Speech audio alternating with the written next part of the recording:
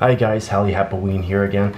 So we're going to, as you hopefully know from the previous video, we're gonna unbox this deck box. I already did one, so today we're gonna start with our second deck. So let's have a look. Let's see. Here we go. Very excited. Let's see. Here we've got a This Untamed Mars deck. And the Archon name is Chapman, the Criminal of Cos Camp.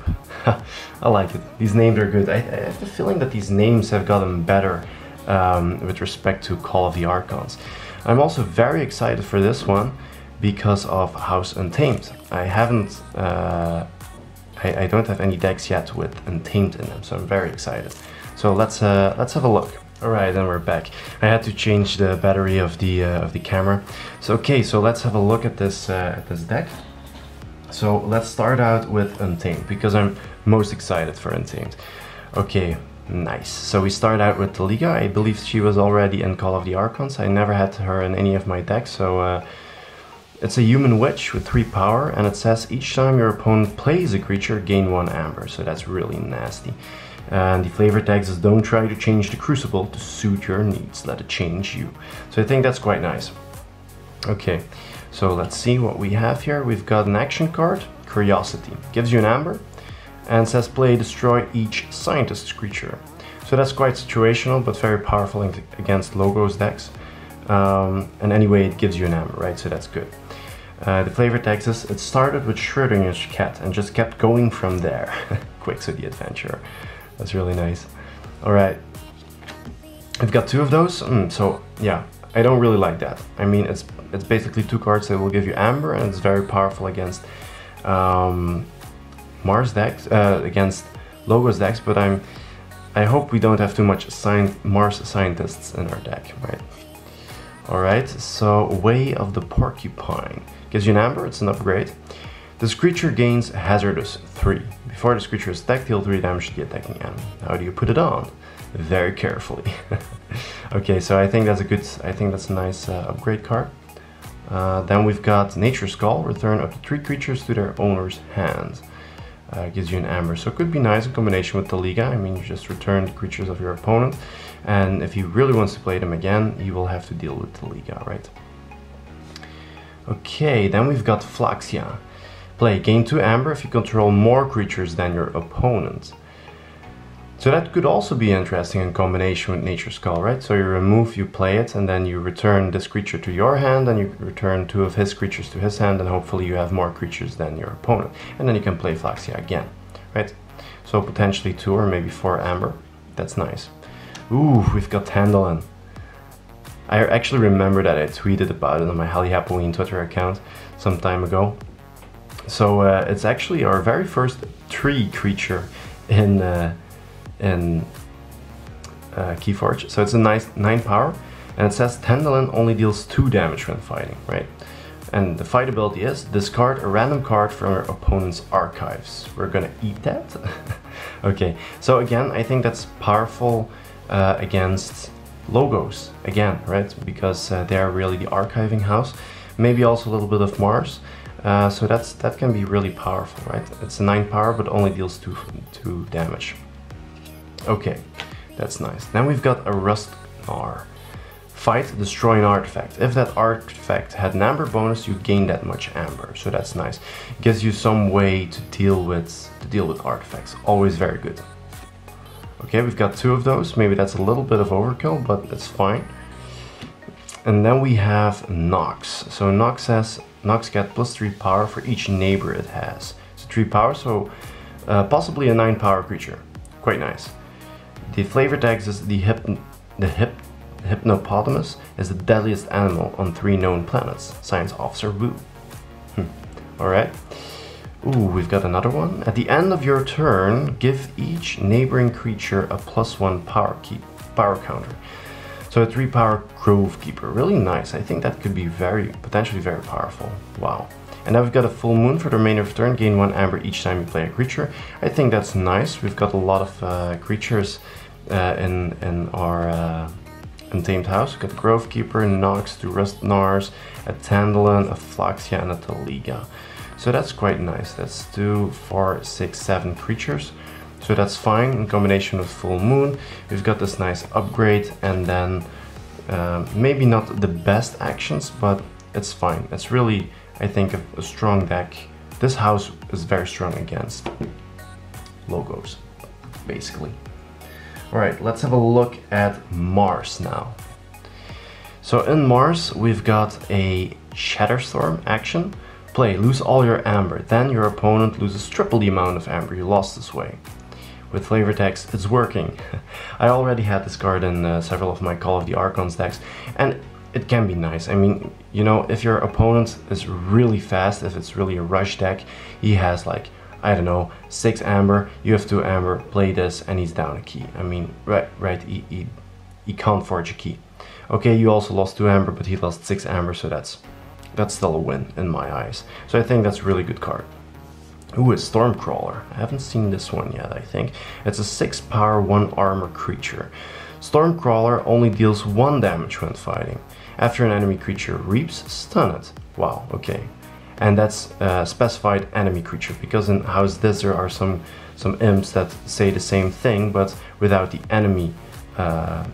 Well, it works for creatures, so enemy and friendly creature. This one only works for enemy. So that's nice, that's good, I like it. Alright, Sample Collection, that's also called the Archon card. So put an enemy creature into your archives for each key your opponent has forged. If any of these creatures leave your archives, they are put into their owner's hand instead.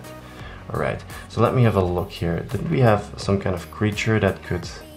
like Tandalon, discard one for your opponent's archives. Okay, so that's only your opponent's archive. Fine. Otherwise that would have been nice. So Sample Collection. Then we've got an artifact. After an enemy creature reaps, if it is the first time a creature has reaped this turn, stun it. So that's nice. That's another stun effect. We already had this one, so it seems to be blocking, well, stunning when the opponent reaps. Artifact, let's put that here.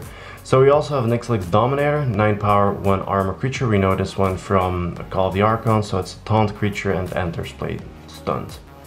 Ooh, a Tixel Beam Buckler.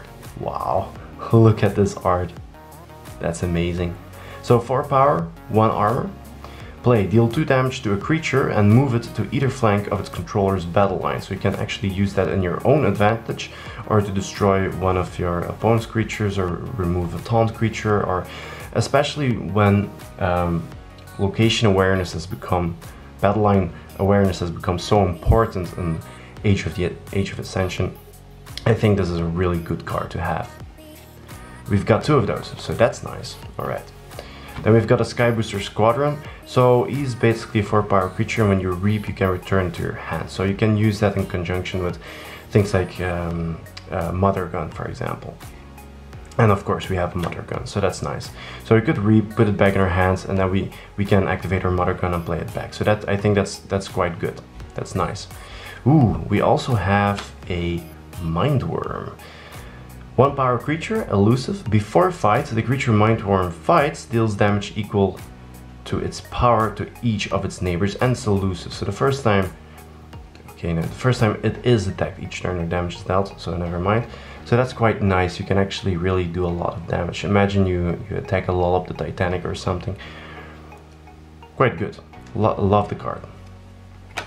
Mars Needs Amber. Okay, so it gives you 1 amber. It's a play ability. Each damaged enemy non-Mars creature captures 1 amber from their own side. So that's really nice. Good amber control card. Then we also have a Mars First, ready and use a friendly Mars creature. That's nice. I think that's really nice, right? So we don't have that much Mars creatures. That's fine. Oh, 2 for 6. Okay, that's quite good, right? So we could ready like one of these Tixel Beam Bucklers, or maybe the Mindworm, and do some removal. So I think all over, this is quite a good Mars deck, in my opinion. Let's see how this the final house. This house, how it will balance out this deck. Alright, ooh, we start with an Ancient Yurk. This is the first one I have, I think. So that's a 6-power creature. Play, choose and discard 3 cards from your hand. So you have to be... Well, it has its ups and its downs. I mean, you know, the regular Yurk lets you discard 1 card, and that can be good. But discarding 3 cards, it can be a lot. I mean, you can basically reset your hand, but I mean, 3 cards, that's a lot.